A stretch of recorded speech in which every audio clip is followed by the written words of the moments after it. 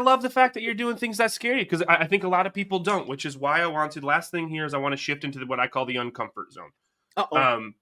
Not for you, but I think for others. I think to get a message out there for you to start posting about what you do, to tell people what it is that you do, to be a wise woman yourself and be like, I want to reach other people. That takes uncomfortability. It takes uncomfortness. Why did you decide to get outside your own comfort zone, to post consistently, to spread the word about Audrey Tech Diva Wiggins? A closed mouth doesn't get fed, Dylan.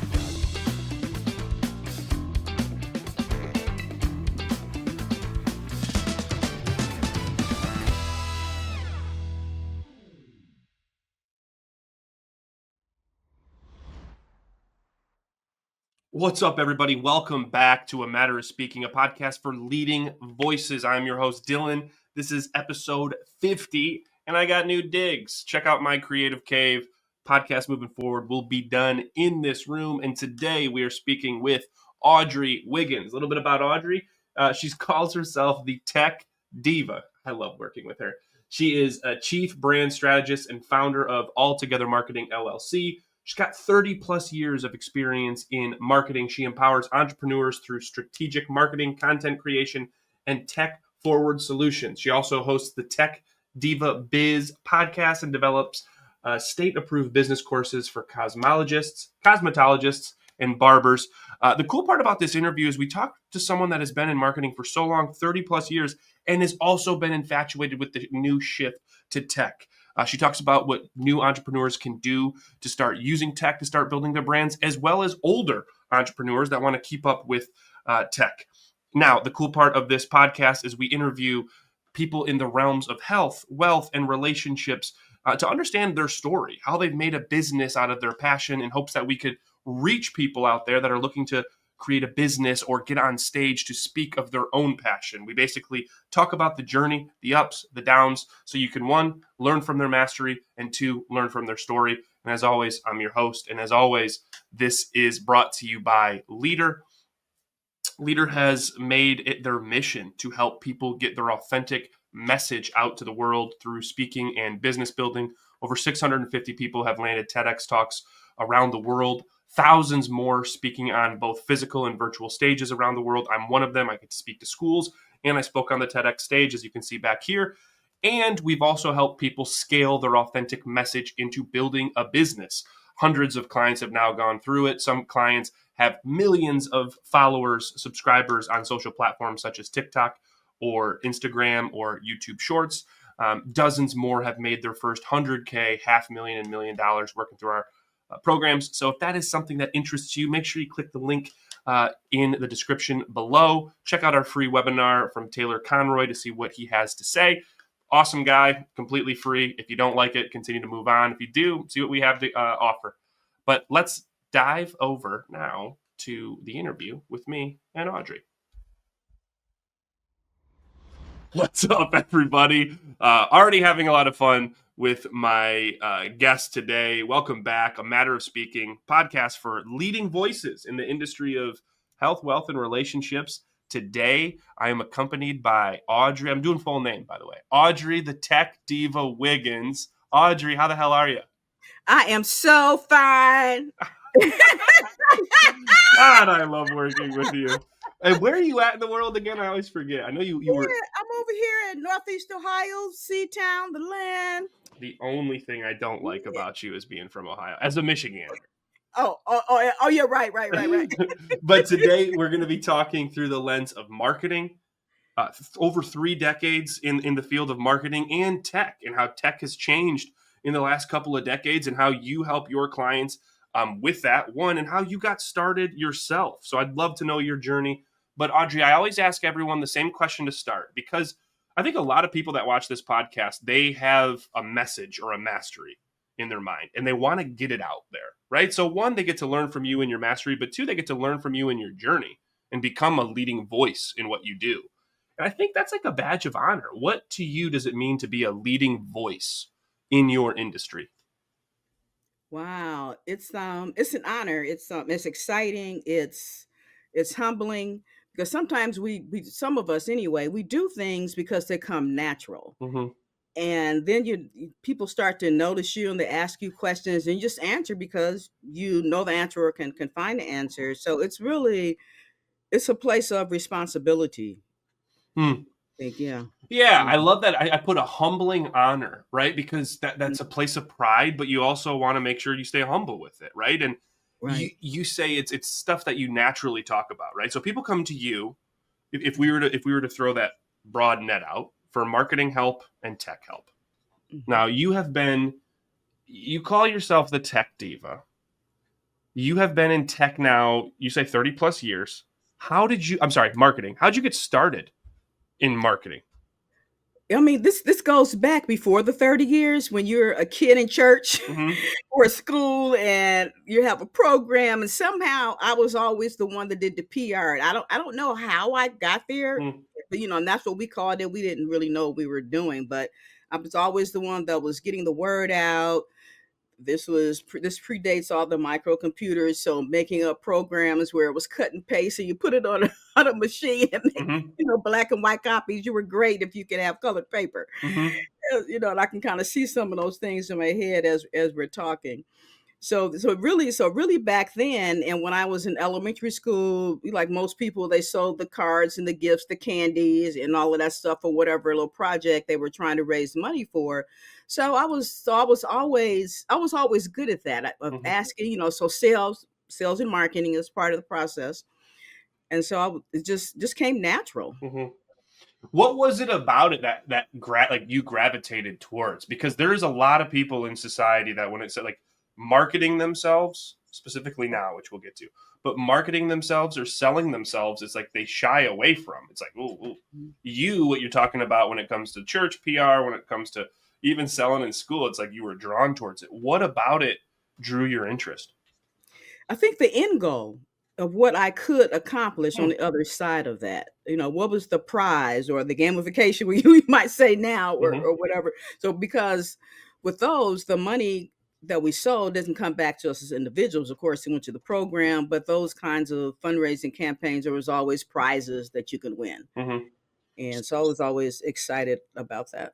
So drawn towards one, what it could lead to greater mission, whether it's through school, whether it's through church, but then also, let's be honest, the gamification of if I do this, I get this, which makes it fun for you. Now, how did your world of marketing evolve as you got older? I'm sure you didn't stay doing black and white color for your church until a couple of years ago, right? Where did your marketing career evolve into? Oh my goodness. When I went back to school, and as a non-traditional student and finished up a bachelor's, I'd had an associate's, which I got at 18, by the way. And I Right. was interested in journalism then, but I came out, asked, Mommy, can I get a job? I wanted, like any young person, they want to make their own money. And so she let me do that. And I took a secretarial job. But it seems like in those first jobs that I was in, most of them were nonprofits. So I was in development a lot. So there was the different type of selling a concept versus a Hmm. tangible product, but it was still, the conversation was still there. So in my mind, even though that wasn't my job, my mind was always working. So I always enjoyed that, and the outreach and just working with people. But then when I started off saying going back to school in my 30s and getting my bachelor's, and I was working full time, by the way, and it just got so exciting. And one thing that I think really pulled it off was, we in an advertising class, they used to bring in experts, outsiders that were industry, to come in and speak to the different classes. And this one man came in, he was in advertising industry, and I don't to this day, of course, I don't remember what he said, but I do remember it, like, let's come up closer on my chair. He really excited me, and it was game on after that. And I got so excited about school, I went to 2 summer sessions full time. And then by the time, these were quarters then, they weren't semesters. Right. And so that last semester, I actually started my business. That was in 1992. Okay.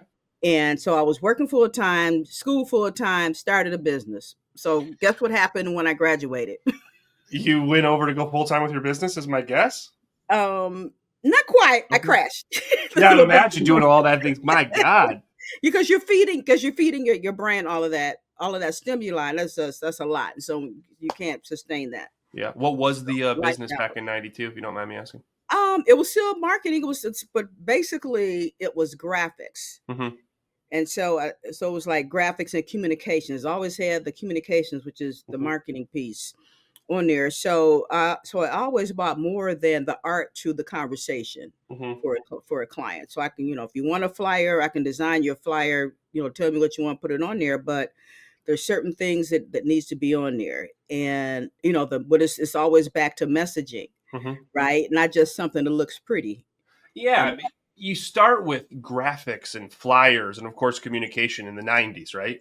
We're mhm. talking when I was born, right? For Oh me to date God. myself, I know I shouldn't have done that. But now, I mean, let's think now 30 some years since then.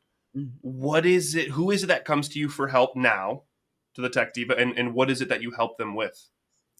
Okay, so now we've gone from just flyers Yeah. to websites. Okay, so and of course that was a journey into it, but so sometimes there are clients that have old websites and they need to be redesigned. So in that redesign, as I'm looking at it, what is the message again? So the content, the wording, the verbiage content, along with the graphics. So we pulling that all together. So they're coming to me for their websites. Social media management is kind of like the next best thing because, all right, so now it's like, how do I get the word out? And because of that piece, that technology piece Hmm. of social media, it's and it just kind of levels the playing field too, as far as advertising, whether it's organic or paid. Either way, organizations get to have a bigger foot in the door faster. Yeah, you have this journey from flyers to TikTok, I could really say, right? From Yeah, I love flyers that. I love to that. websites, Mhm. social media.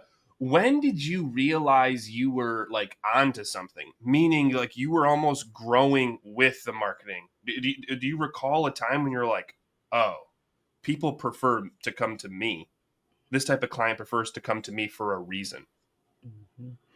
It was weird because it was before I actually started the business. I went to a gospel music workshop, Hmm. and because I'm a musician, I got a lot out of it. And I was talking to the guys, and the young lady that put it together, and I said, I really got blessed, and blah blah blah. I want to do something for you.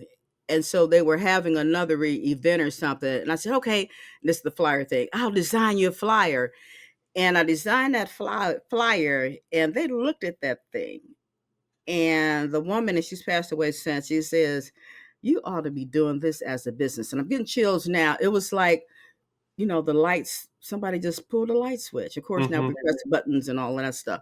But and I just took off from there. I'm one of those type of people that if I see it, I just run with it. Because if Hmm. you think about it, and I have done that, you procrastinate and you don't move forward. So you've got to, if something comes in, you've got to move on it, learn what you need to learn, and go forward with it. So it kind of picked up from there. And so, word of mouth at that point, it wasn't like the real niche, right? Because those were church folks. I had a lot of church clients and Hmm. nonprofits, and then you have your family reunions. So the client base was kind of all over the place, but it wasn't until recently, really, and maybe a year ago that I got into accelerator here, and I looked at, okay, who am I really serving? Because you have to hone in. And I think it was you that talked about the bullseye, and of course I Hmm. stole that, and I've been talking to Please, you. it wasn't for me. Run with it. To everybody, and it's like, so I looked at it, regardless of the industry, they were I call them wise women, right? Okay, Hmm. so anybody 50 and over, really 60 and over. It's a nice way of saying 50 and up. 50 and up, yeah, yeah, yeah, yeah. And so, like I said, no matter what their industry. And I'm like, okay, so there's something to that, because I know in the early days, mid days, and say, well, who's your niche? Who do you serve? And Hmm. because we're all kind of growing up together in being in business. And I say, well, I serve small businesses, and you already know a small business could be $10,000 a month or Yep. $1,000 a month, up to what, 22? I forgot what the figure is now, but it's millions Hmm. of Hmm. that can still be considered a small business. So no, small businesses in that sense were not my client, Hmm. my niche rather. Yeah. With this, because I think small business, you're right. I think a small business, low end, all the way to. I think of what my mom and stepdad do. They run a carpet store, And it's one of the things we consistently talk about is like tech nowadays, right? Where it's like you help people with marketing, but then there seems to be this like resistance wise women have and men have Yeah, when it yeah. have when it comes to tech. What do you think the hardest adaptation has been for your audience when it comes to this new tech world, I like to say? Yeah. First of all, everyone thinks you're going to break something, which is not true. Yeah. It just won't work, and you go back and you change it around, you fix it, and you move on. So that's one of the fears, and sometimes just the fear of the unknown of I don't know how this works, and so you just don't touch it. So there's procrastination, and you just don't do it. Mm-hmm. And so sometimes a client will text me and say, "But can you look at this so and so?" And I look at it and I'm like, "Oh, you just need to do this, or fix this." Girl, you the bomb. It is nuts that like just having that voice though of like you didn't break it. Don't worry. Things are Right. okay can help alleviate because you have an interesting way of looking at tech. You and I were talking actually before we went on and I'm like, "Whoa, wait, save that." What is Yeah. your view on tech? Tech has always been here. Mhm. It's just that it's the medium or in the method, the tools, they're just different. You have a toolbox full of wrenches and all that stuff, and now you can do schematics and put stuff all together and put it in send it to a 3D printer, and, Mhm. and it's all designed. But I like to say like this ink pen, this is technology. So what do we do with it? We take notes like you're taking notes. What we also do, what we sign things, right? Mhm. With a pen. All that stuff is inside of our computer now. Mhm. It's crazy. Either if it's crude enough where you sign it and you put it on a scanner and pull it into your document list, or you're doing the digital signatures, the Adobe documents and DocuSign, all those different things. But that's a crude part of technology. But in the beginning, we say we had typewriters, but Mhm. there was just the pen before the typewriters Yeah. and the calligraphy. My mom had a calligraphy set, and when she passed away, I'm like, oh, I'm taking that just to have that as a memory. But writing on parchment and oh my goodness, it's just exciting. So I was at the American Heart Association, as a matter of fact, when computers first, we think they had like these big clunky, what are they called? They called them word Yeah, processors. yeah. Yeah, so those were weird. And then they came out with it was called Mass 11, and I can't remember who, if it was IBM or the the maker behind that. So that was your big, basically a big giant server, right? Mhm. That's set off in some room somewhere, and so we had people that were actually in computer science then. And that was crazy, and Nancy was her name, and she was in charge of that. It was exciting, but we were young and in our 20s and learning this stuff and just going forward. And then the microcomputers came along, and I want to I want to just say this for a minute. There was We used to do these events, and and so you had to tabulate. So it was a fundraising event with a school. It was called Jump Rope for Heart. Mhm. So you had the teacher first of all. You had the school. You had the teacher. You had the students. You had the money they raised, the prizes they get. So right now I said five things, right? Of course, there is Mhm. more elements to that. So what does that make you think of? 5 different things. Yes, tabs, five different titles or Yeah. topics. I mean, organizing, what are each of these people going to do? When you say 5 different tabs, it makes me think of a window. Okay. All right. So a window. So you think of Excel. Yeah. That thing did not exist then. All we had was paper Mhm. to tabulate all of that. And I'm like, and here goes, the mother of invention. Oh my goodness. And so I'm like, I have to keep up with all this data. It's data. I mean, Mhm. I should have gave that was the bigger hint. Those data. And so I literally put that on first of all, it was hand done. And then I designed, and I wish I was Mr. or Mrs. Microsoft. I Mhm. designed this on a typewriter with all the lines and the columns. I Mhm. didn't know what I was doing. Technically I didn't know what I was doing, but oh my gosh, that was, Mhm. when I look back, that was so exciting that I had the insight or ingenuity to create something like that. And somebody did, right? Somebody Right. did. And that kind of leads me to my question of like, there's a fascination that you have with when it comes to tech. I love how you break down tech. It's like tech could be a pen. Tech is the typewriter when it first came out. It's just that next advancement that we need to lean into rather than what you see now, because it is escalating, right? Or it's always newer. And it's like now you get some people that are leaning away. They're like, what Mhm. if I mess something up? I just won't do it. Oh, I won't film a video today, Oh my to God. put on social media. You have this fascination of leaning in. I think a lot of times this starts with the mindset. So where do you think your fascination with tech comes from? I'm going to say my dad. Huh. And of course, he was way generations before you and I I, was going to right? say then the irony that this comes from your dad, who's even older. You know what I mean? That it comes from an Exactly. older time. Exactly. My mother was a teacher, so she had the organization side Mm-hmm. of that. And they were both were creative, but hers was more the organization is with creativity. He painted cars. Mm-hmm. That was what he did. And for a living. And when he came out, so that's the entrepreneur side when he started his own business on the side. But it was, I can't get to a camera quick enough, but I'll just grab my phone. So he got into video, like everybody's uncle and father, right? Taking the pictures with the old clunky camera to have you standing there forever. It's like, okay, any day now, Yeah. I'll let you.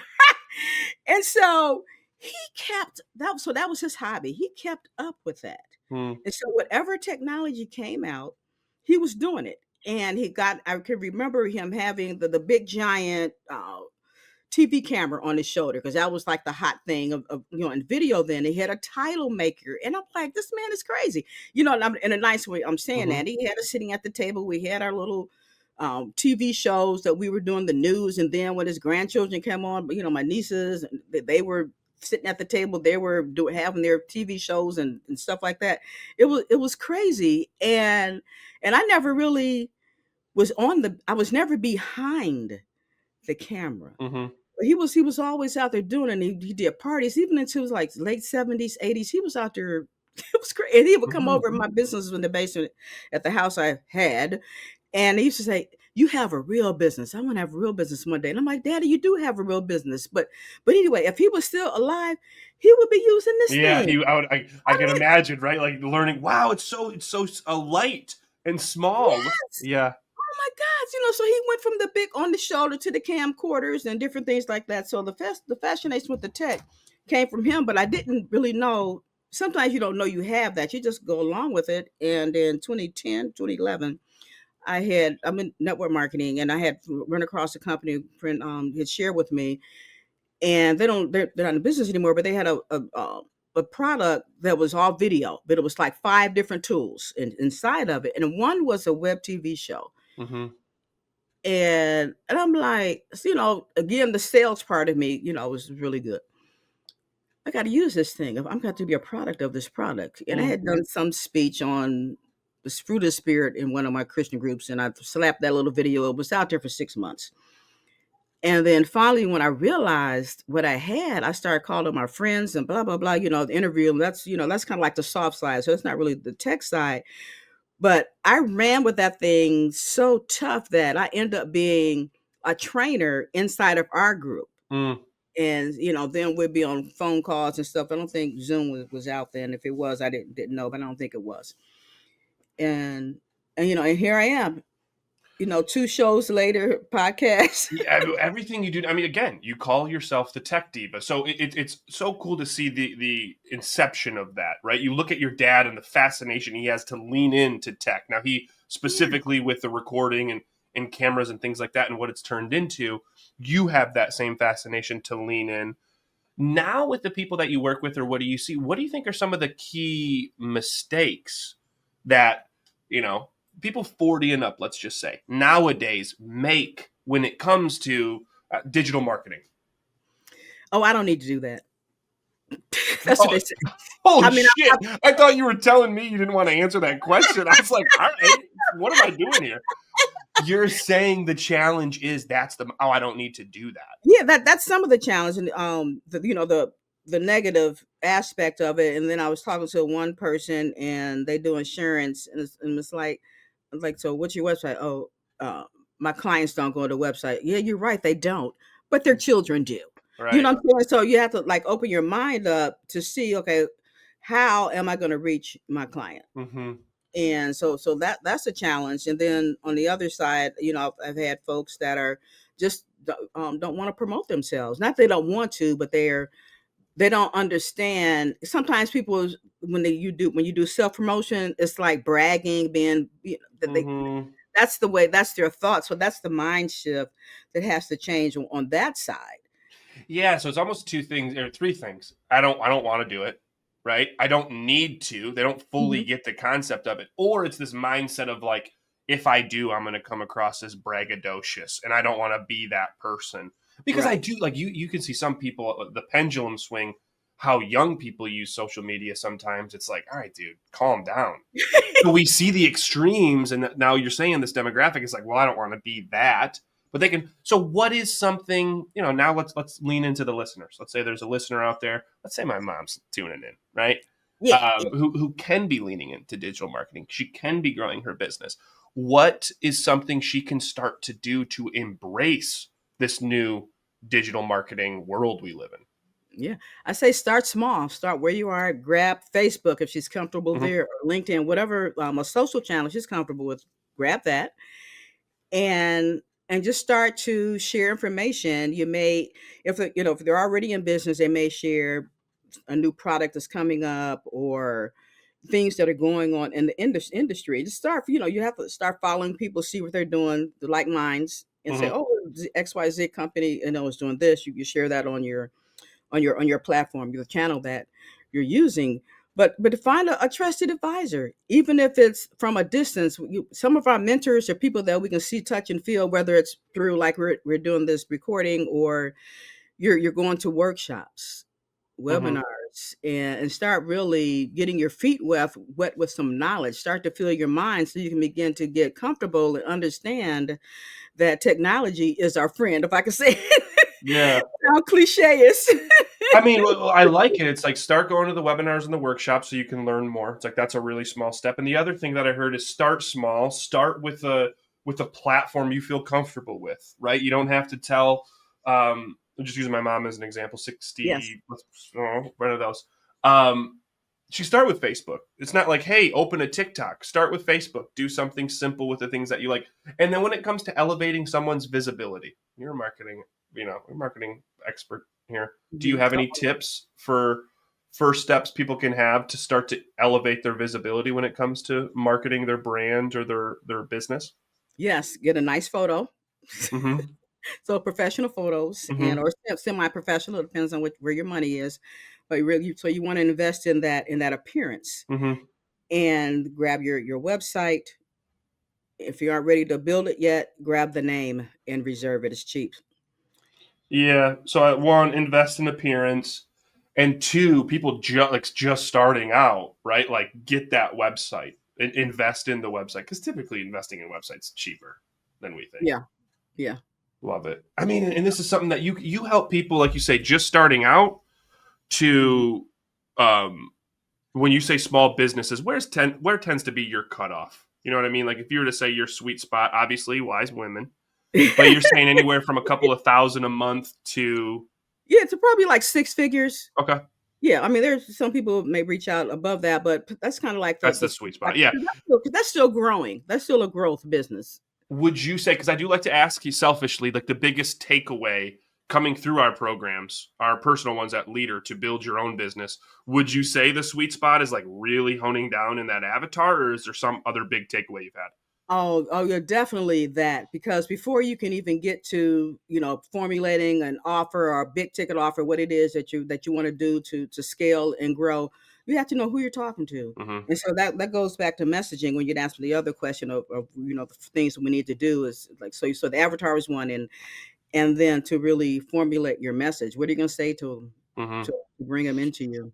And for you getting your message out there, because I always like to have a plug for you, where is it that people can find Audrey Tech Diva Wiggins first and foremost? Yes, altogether.biz All, is the website, and that way you'll be able to find all the social channels, and everything else. Doing any other projects or products that I offer, you'll be able to just, you can springboard from there. altogether.biz. Yes. And that is kind of your link tree that sends people to every other place that they can follow you. I mean, Mhm. and again, so much. It's so much fun talking to you and the success you've had from small contracts to big contracts. You're saying in the last like 8-9 days, you brought in $16,000 worth of business. That's incredible. Oh my God. Yes. And when you don't, and that's where I'm like, but my dad or say sometimes we do stuff you don't think about it. And I'm like, I was talking to somebody, so what were your wins this week? It's like, and then when you start to type that out or click it out or say it's like, I did that, Ten, then you want to fifteen like thousand try to dollars figure in a it out. week's pretty Right. awesome. You want to get scared. Yeah. And I love the fact that you're doing things that scary because I think a lot of people don't, which is why last thing here is I want to shift into what I call the uncomfort zone. Uh-oh. Not for you, but I think for others. I think to get a message out there for you to start posting about what you do, to tell people what it is that you do, to be a wise woman yourself and be like, I want to reach other people. That takes uncomfortability. It takes uncomfortness. Why did you decide to get outside your own comfort zone, to post consistently, to spread the word about to Audrey Tech Diva Wiggins? A closed mouth doesn't get fed, Dylan. I love that. That's a good answer. Oh my God. And it's kind of weird though, because these last 2 years, I retired in December. Okay. Congratulations again. Thank you. Thank you. So I was working hard then because I got promoted and I was, really dedicated and committed. So my business, my business slacked off. It was neglected. Mm-hmm. And so what happens is that you really have to focus in. You have to promote. And then if somebody buys something, you find out, well, how come they didn't ask me? They know I did that. Did they know that did they really know that I did that? I wasn't promoting it, so you have to promote, even if it's the crudest thing. If you're, like I said, going to events, not passing out physical cards, if you have one, if not, your digital business card, because I've transferred over into digital business cards. But so getting out there, talking to people, and just reminding people, you have to remind people what you do, because we'll forget. Yeah. And it's an honest mistake. So I can't get mad. I like how people will forget, and it's not on them. It's on us to get that word out there. I talk to so many people and they will have such like a philosophical answer to like, oh, this is why, and this is what it gives like my soul, that it is refreshing to hear from someone. A closed mouth doesn't get fed. It's like, let's get down to business, baby. I want to help and I want to grow. I think that's awesome. Why then though, there's a lot of closed mouths out there, to use your analogy. Why do you think, and this is ego hat off, right? It's full honesty. Why do you think there's a lot of people out there that choose not to get outside their comfort zone with their message or their mastery? Yeah, they're just scared, and an imposter syndrome. And it's like, if I put this word out there to say that I can make boxes, what if I really can't make boxes? You already know, but we already know we can. But it's that sick and oh goodness, that we go through.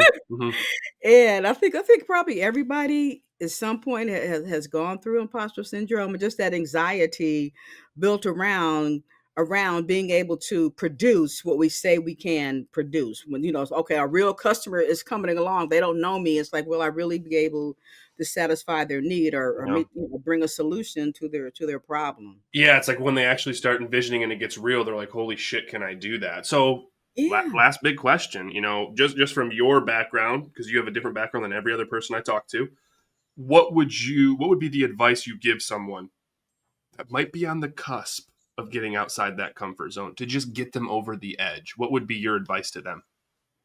Yeah, call me. It not be just me, but call somebody that's like-minded, that's a business person, not your cousin. And I'm I'm not, and nothing against our families, but if they're not doing what you're doing or what you want to do, then they don't have the right answer to move us forward, to catapult you to where you want to be. So that's why mentors and coaches are so important. Or if you enroll in some program, as well, like the Business Accelerator with a Leader, and those types of programs really help to bring you out, because then you have a network, and it's a new network.